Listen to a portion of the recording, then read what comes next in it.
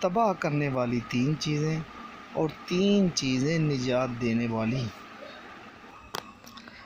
حضرت ابو ہریرہ رضی اللہ تعالیٰ عنہ بیان کرتے ہیں کہ رسول اللہ صلی اللہ علیہ وسلم نے فرمایا کہ 3 چیزیں نجات دینے والی ہیں اور 3 چیزیں تباہ کر دینے والی ہیں۔ اور نجات دینے والی 3 چیزیں یہ ہیں: نمبر 1، اللہ سے ڈرنا خلوت و جلوت میں۔ نمبر 2، حق بات کہنا، خوشی ہو یا غم۔ نمبر 3، خرچ میں میانہ روی اختیار کرنا، مالداری ہو یا غریبی ہو۔ اور تباہ کرنے والی 3 چیزیں یہ ہیں: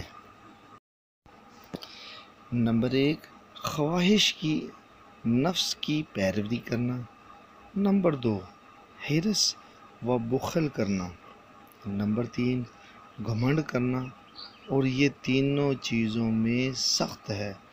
یہ گھمنڈ کرنا متکبر آدمی جو اللہ کو نہیں پسند ہے، اور یہ احادیث ہے مشکوٰۃ شریف کی جلد نمبر اور صفحہ نمبر 434۔ اللہ پاک ہم سب کو عمل کرنے کی توفیق عطا